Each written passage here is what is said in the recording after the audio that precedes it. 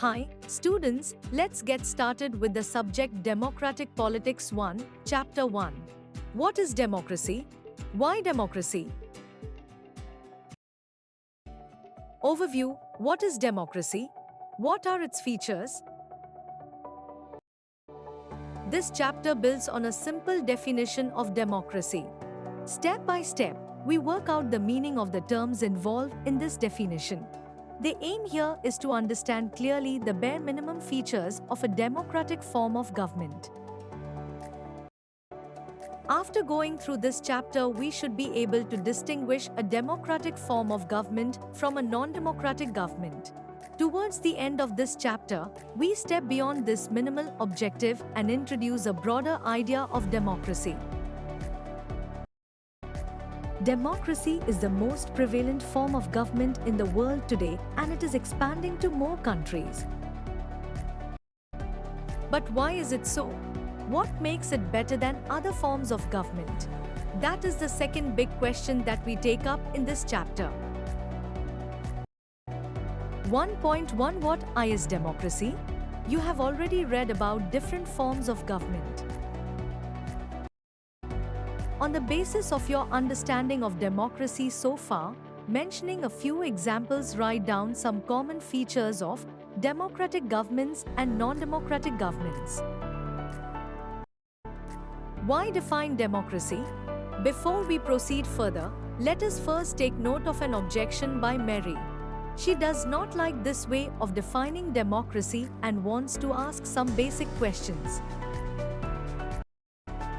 Her teacher Matilda Lingador responds to her questions. As other classmates join the discussion, Mary, ma'am, I don't like this idea.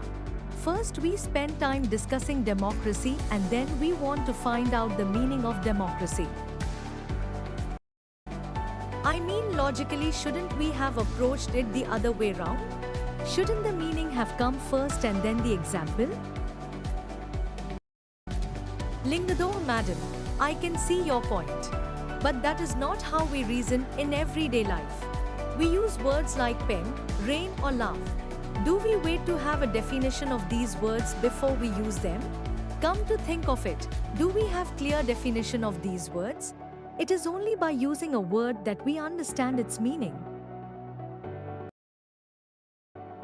Mary, but then why do we need definitions at all? Lingador, madam, we need a definition only when we come across a difficulty in the use of a word. We need a definition of rain only when we wish to distinguish it from, say, drizzle or cloudburst. The same is true for democracy. We need a clear definition only because people use it for different purposes, because very different kinds of governments call themselves democracy. Ribiang, but why do we need to work on a definition? The other day you quoted Abraham Lincoln to us, democracy is government of the people, by the people and for the people. We in Meghalaya always ruled ourselves. That is accepted by everyone. Why do we need to change that? Lingador, madam, I am not saying we need to change it. I too find this definition very beautiful. But we don't know if this is the best way of defining unless we think about it ourselves. We must not accept something just because it is famous, just because everyone accepts it. Yolanda, ma'am, can I suggest something? We don't need to look for any definition. I read somewhere that the word democracy comes from a Greek word, demokratia. In Greek, demos means people and kratia means rule. So democracy is ruled by the people. This is the correct meaning. Where is the need to debate? Lingador, madam, that is also a very helpful way of thinking about this matter. I would just say that this does not always work. A word does not remain tied to its origin. Just think of computers. Originally they were used for computing, that is to say calculating, very difficult mathematical sums. These were very powerful calculators. But nowadays, very few people use computers for computing sums.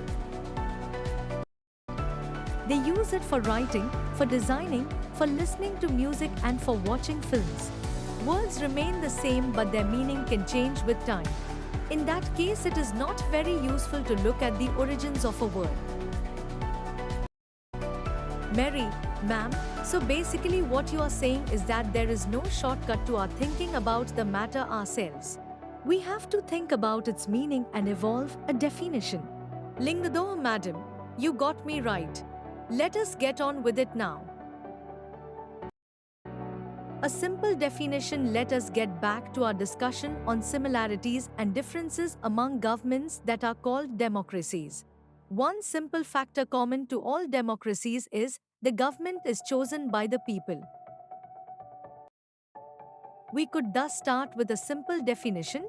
Democracy is a form of government in which the rulers are elected by the people. This is a useful starting point. This definition allows us to separate democracy from forms of government that are clearly not democratic. The army rulers of Myanmar were not elected by the people. Those who happened to be in control of the army became the rulers of the country. People had no say in this decision. Dictators like Pinochet, Chile, are not elected by the people. This also applies to monarchies. The kings of Saudi Arabia rule not because the people have chosen them to do so but because they happen to be born into the royal family. This simple definition is not adequate. It reminds us that democracy is people's rule. But if we use this definition in an unthinking manner, we would end up calling almost every government that holds an election a democracy. That would be very misleading. As we shall find out in Chapter 3, every government in contemporary world wants to be called a democracy, even if it is not so. That is why we need to carefully distinguish between a government that is a democracy and one that pretends to be one. We can do so by understanding each word in this definition carefully and spelling out the features of a democratic government. 1.2 Features of democracy. We have started with a simple definition that democracy is a form of government in which the rulers are elected by the people. This raises many questions. Who are the rulers in this definition? Which officials must be elected for any government to be called a democracy? Which decisions may be taken by non-elected officials in a democracy? What kind of election constitutes a democratic election? What conditions must be fulfilled for an election to be considered democratic? Who are the people who can elect the rulers or get elected as rulers? Should this include every citizen on an equal basis? Can a democracy deny some citizens this right? Finally, what kind of a form of government is democracy? Can elected rulers do whatever they want in a democracy? Or must a democratic government function with some limits? Is it necessary for a democracy to respect some rights of the citizens? Let us consider each of these questions with the help of some examples. Major decisions by elected leaders. LEADERS in Pakistan. General Pervez Musharraf led a military coup in October 1999. He overthrew a democratically elected government and declared himself the chief executive of the country. Later he changed his designation to president and in 2002 held a referendum in the country that granted him a 5-year extension. Pakistani media, human rights organizations and democracy activists said that the referendum was based on malpractices and fraud. In August 2002 he issued a legal framework order that amended the Constitution of Pakistan. According to this order, the President can dismiss the national and provincial assemblies. The work of the civilian cabinet is supervised by a National Security Council which is dominated by military officers. After passing this law, elections were held to the national and provincial assemblies. So Pakistan has had elections, elected representatives have some powers. But the final power rested with military officers and General Musharraf himself. Clearly, there are many reasons why Pakistan under General Musharraf should not be called a democracy. But let us focus on one of these. Can we say that the rulers are elected by the people in Pakistan? Not quite. People may have elected their representatives to the national and provincial assemblies, but those elected representatives were not really the rulers. They cannot take the final decisions. The power to take final decision rested with army officials and with General Musharraf, and none of them were elected by the people. This happens in many dictatorships and monarchies. They formally have an elected parliament and government, but the real power is with those who are not elected. In a few countries, the real power was with some external powers and not with locally elected representatives. This cannot be called people's rule. This gives us the first feature. In a democracy, the final decision-making power must rest with those elected by the people. Free and fair electoral competition in China. Elections are regularly held after every 5 years for electing the country's parliament, called Quangbo Renmin Debiao Dahui, National People's Congress. The National People's Congress has the power to appoint the president of the country. It has nearly 3,000 members elected from all over China. Some members are elected by the army. Before contesting elections, a candidate needs the approval of the Chinese Communist Party. Only those who are members of the Chinese Communist Party or 8 smaller parties allied to it were allowed to contest elections held in 2000 and 2003. The government is always formed by the Communist Party. Since its independence in 1930, Mexico holds elections after every 6 years to elect its president. The country has never been under a military or dictator's rule. But until 2000, every election was won by a party called PRI, Institutional Revolutionary Party. Opposition parties did contest elections, but never managed to win. The PRI was known to use many dirty tricks to win elections. All those who were employed in government offices had to attend its party meetings. Teachers of government schools used to force parents to vote for the PRI. Media largely ignored the activities of opposition political parties except to criticize them. Sometimes the polling booths were shifted from one place to another in the last minute, which made it difficult for people to cast their votes. The PRI spent a large sum of money in the campaign for its candidates. Should we consider the elections described above as examples of people electing their rulers? Reading these examples, we get a sense that we cannot. There are many problems here. In China, the elections do not offer the people any serious choice. They have to choose the ruling party and the candidates approved by it. Can we call this a choice? In the Mexican example, people seemed to really have a choice, but in practice they had no choice. There was no way the ruling party could be defeated, even if people were against it. These are not fair elections. We can thus add a second feature to our understanding of democracy. Holding elections of any kind is not sufficient. The elections must offer a real choice between political alternatives. And it should be possible for people to use this choice to remove the existing rulers if they wish so. So, a democracy must be based on a free and fair election where those currently in power have a fair chance of losing. We shall find out more about a democratic election in Chapter 3.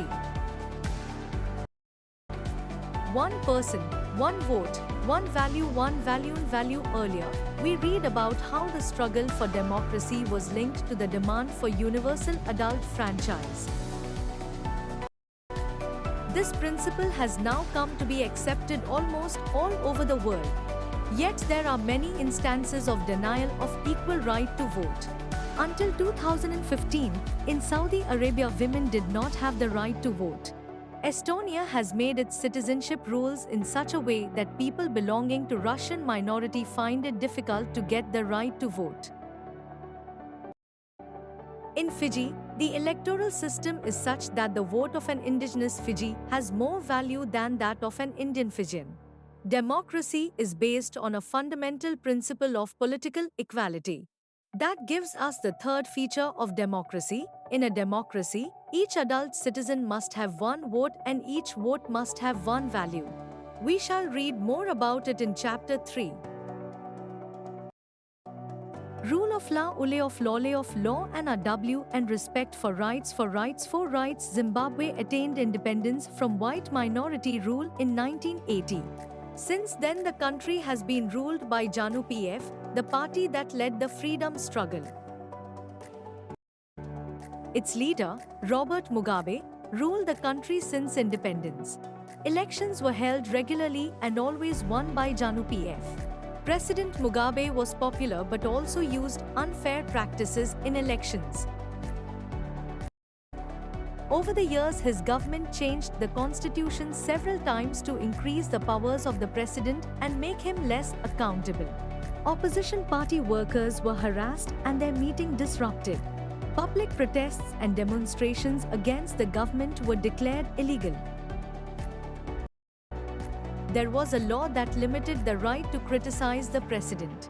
Television and radio were controlled by the government and gave only the ruling party's version. There were independent newspapers, but the government harassed those journalists who went against it. The government ignored some court judgments that went against it and pressurized judges. He was forced out of office in 2017. The example of Zimbabwe shows that popular approval of the rulers is necessary in a democracy, but it is not sufficient. Popular governments can be undemocratic. Popular leaders can be autocratic. If we wish to assess a democracy, it is important to look at the elections. But it is equally important to look before and after the elections. There should be sufficient room for normal political activity, including political opposition, in the period before elections. This requires that the state should respect some basic rights of the citizen. They should be free to think, to have opinions, to express these in public, to form associations, to protest and take other political actions. Everyone should be equal in the eyes of law. These rights must be protected by an independent judiciary whose orders are obeyed by everyone. We shall read more about these rights in Chapter 5. Similarly, there are some conditions that apply to the way a government is run after the elections. A democratic government cannot do whatever it likes simply because it has won an election. It has to respect some basic rules. In particular, it has to respect some guarantees to the minorities. Every major decision has to go through a series of consultations. Every office bearer has certain rights and responsibilities assigned by the Constitution and the law. Each of these is accountable not only to the people but also to other independent officials. We shall read more about this in Chapter 4. Both these aspects give us the fourth and final feature of democracy. A democratic government rules within limits set by constitutional law and citizens' rights. Summary definition. Let us sum up the discussion so far. We started with a simple definition that democracy is a form of government in which the rulers are elected by the people. We found that this definition was not adequate unless we explained some of the key words used in it. Through a series of examples, we worked out 4 features of democracy as a form of government. Accordingly, democracy is a form of government in which rulers elected by the people take all the major decisions. Elections offer a choice and fair opportunity to the people to change the current rulers. This choice and opportunity is available to all the people on an equal basis, and the exercise of this choice leads to a government limited by basic rules of the Constitution and citizens' rights. 1.3 Why democracy? An argument broke out in Madam Lingado's class. She had finished teaching the previous section on what is democracy and asked the students if they thought democracy was the best form of government. Everyone had something to say. Debating merits of democracy. Yolanda, we live in a democratic country. All over the world people want democracy. Countries that were not democratic earlier are becoming democratic now. All great people have said nice things about democracy. Isn't it obvious that democracy is the best? Do we need to debate this? Tankini, but Lingado Madam had said we should not accept something just because it is famous, just because everyone else accepts it. Isn't it possible that everyone is following a wrong path? Janie, yes, it actually is a wrong path. What has democracy brought to our country? 7 decades of democracy and there is so much poverty in the country. Ribyang, but what has democracy got to do with it? Do we have poverty because we are democratic or do we have poverty despite being a democracy? Janie, whatever, how does it make a difference? The point is that this can't be the best form of government. Democracy is all about chaos, instability, corruption and hypocrisy. Politicians fight among themselves. Who cares for the country? Poiman, so, what should we have instead? Go back to the British rule? Invite some kings to rule this country? Rose, I don't know. I think what this country needs is a strong leader, someone who does not have to bother about elections and parliament. One leader should have all the powers. He should be able to do whatever is needed in country's interest. That alone can remove corruption and poverty from this country. Someone shouted, that is called dictatorship. Hoi, what if that person starts using all these powers for himself and his family? What if he is corrupt himself? Rose, I am speaking only of the honest, sincere and strong leader. Hoi, but that is not fair. You are comparing a real democracy with an ideal dictatorship. We should compare an ideal with an ideal, the real with the real. Go and check the record of dictators in real life. They are most corrupt, selfish and brutal. It is just that we don't get to know about this. And what is worse, you can't even get rid of them. Madam Lingadore was listening to this discussion with interest. Now she stepped in. I was delighted to see you all arguing so passionately. I don't know who is right and who is wrong. That is for you to settle. But I did feel that you all wanted to speak your mind. You may have felt very bad if someone tried to stop you or if someone punished you for saying what you felt. Would you be able to do that in a country that is not democratic? Is that a good argument for democracy? Arguments against democracy. This conversation has most of the arguments that we routinely hear against democracy. Let us go over some of these arguments. Leaders keep changing in a democracy. This leads to instability. Democracy is all about political competition and power play. There is no scope for morality. So many people have to be consulted in a democracy that it leads to delays. Elected leaders do not know the best interest of the people. It leads to bad decisions.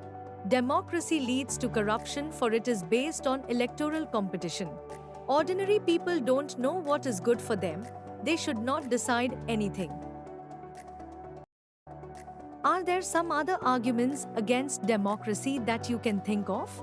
Which of these arguments applies mainly to democracy? Which of these can apply to misuse of any form of government? Which of these do you agree with? Clearly, democracy is not a magical solution for all the problems.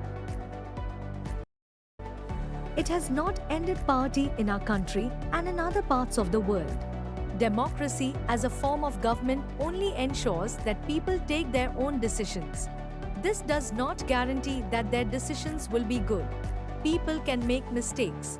Involving the people in these decisions does lead to delays in decision making. It is also true that democracy leads to frequent changes in leadership. Sometimes this can set back big decisions and affect the government's efficiency. These arguments show that democracy of the kind we see may not be the ideal form of government. But that is not a question we face in real life. The real question we face is different. Is democracy better than other forms of government that are there for us to choose from? Arguments for democracy. China's famine of 1958 to 1961 was the worst recorded famine in world history. Nearly 3 crore people died in this famine. During those days, India's economic condition was not much better than China. Yet India did not have a famine of the kind China had. Economists think that this was a result of different government policies in the two countries. The existence of democracy in India made the Indian government respond to food scarcity in a way that the Chinese government did not. They point out that no large-scale famine has ever taken place in an independent and democratic country. If China too had multi-party elections, an opposition party and a press free to criticize the government, then so many people may not have died in the famine. This example brings out one of the reasons why democracy is considered the best form of government. Democracy is better than any other form of government in responding to the needs of the people. A non-democratic government may and can respond to the people's needs, but it all depends on the wishes of the people who rule. If the rulers don't want to, they don't have to act according to the wishes of the people. A democracy requires that the rulers have to attend to the needs of the people.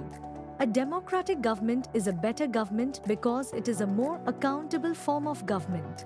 There is another reason why democracy should lead to better decisions than any non-democratic government. Democracy is based on consultation and discussion. A democratic decision always involves many persons, discussions and meetings. When a number of people put their heads together, they are able to point out possible mistakes in any decision. This takes time, but there is a big advantage in taking time over important decisions. This reduces the chances of rash or irresponsible decisions. Thus, democracy improves the quality of decision-making. This is related to the third argument. Democracy provides a method to deal with differences and conflicts. In any society, people are bound to have differences of opinions and interests. These differences are particularly sharp in a country like ours, which has an amazing social diversity. People belong to different regions, speak different languages, practice different religions, and have different castes. They look at the world very differently and have different preferences. The preferences of one group can clash with those of other groups. How do we resolve such a conflict? The conflict can be solved by brutal power. Whichever group is more powerful will dictate its terms and others will have to accept that. But that would lead to resentment and unhappiness. Different groups may not be able to live together for long in such a way. Democracy provides the only peaceful solution to this problem. In democracy, no one is a permanent winner. No one is a permanent loser. Different groups can live with one another peacefully. In a diverse country like India, democracy keeps our country together. These three arguments were about the effects of democracy on the quality of government and social life. But the strongest argument for democracy is not about what democracy does to the government. It is about what democracy does to the citizens. Even if democracy does not bring about better decisions and accountable government, it is still better than other forms of government. Democracy enhances the dignity of citizens.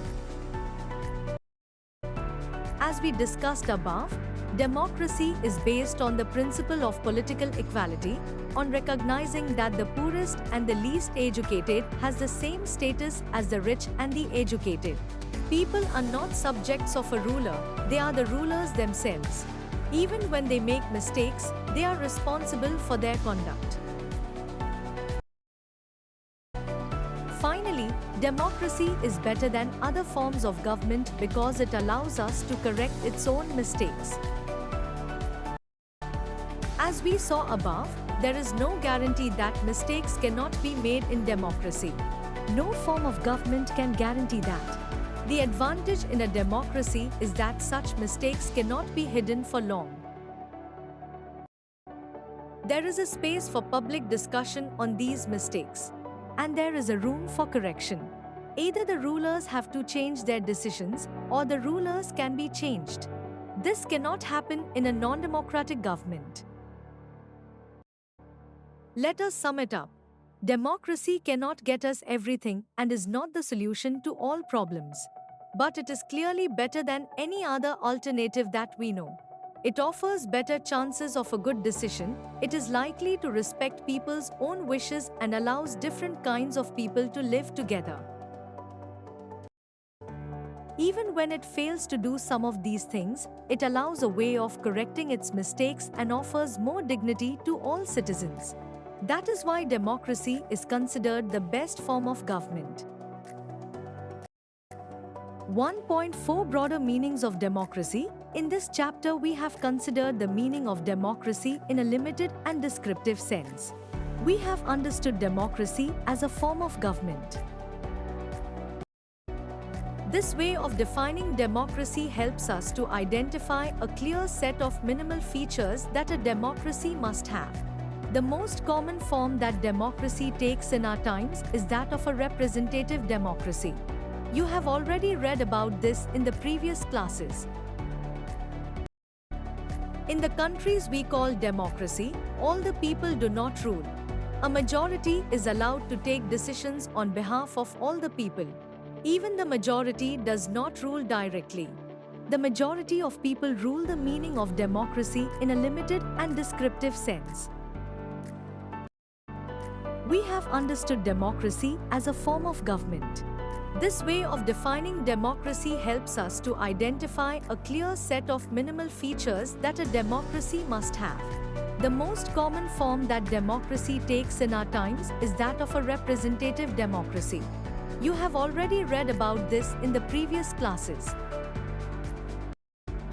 In the countries we call democracy, all the people do not rule. A majority is allowed to take decisions on behalf of all the people. Even the majority does not rule directly. The majority of people rule through their elected representatives.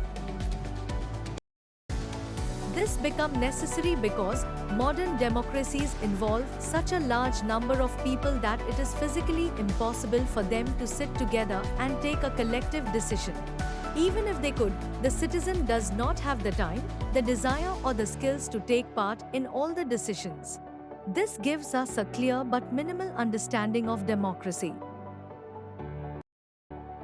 This clarity helps us to distinguish democracies from non-democracies. But it does not allow us to distinguish between a democracy and a good democracy. It does not allow us to see the operation of democracy beyond government. For this, we need to turn to broader meanings of democracy.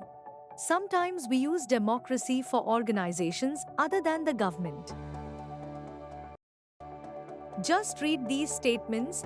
We are a very democratic family. Whenever a decision has to be taken, we all sit down and arrive at a consensus. My opinion matters as much as my father's. I don't like teachers who do not allow students to speak and ask questions in the class. I would like to have teachers with democratic temperament. One leader and his family members decide everything in this party. How can they talk of democracy? These ways of using the word democracy go back to its basic sense of a method of taking decisions. A democratic decision involves consultation with and consent of all those who are affected by that decision. Those who are not powerful have the same say in taking the decision as those who are powerful. This can apply to a government or a family or any other organization. Thus, democracy is also a principle that can be applied to any sphere of life. Sometimes we use the word democracy not to describe any existing government but to set up an ideal standard that all democracies must aim to become. True democracy will come to this country only when no one goes hungry to bed. In a democracy, every citizen must be able to play equal role in decision making. For this, you don't need just an equal right to vote. Every citizen needs to have equal information, basic education, equal resources, and a lot of commitment. If we take these ideals seriously, then no country in the world is a democracy. Yet an understanding of democracy as an ideal reminds us of why we value democracy. It enables us to judge an existing democracy and identify its weaknesses. It helps us to distinguish between a minimal democracy and a good democracy. In this book, we do not deal much with this expanded notion of democracy. Our focus here is with some core institutional features of democracy as a form of government. Next year, you will read more about a democratic society and ways of evaluating our democracy. At this stage, we just need to note that democracy can apply to many spheres of life and that democracy can take many forms. There can be various ways of taking decisions in a democratic manner, as long as the basic principle of consultation on an equal basis is accepted.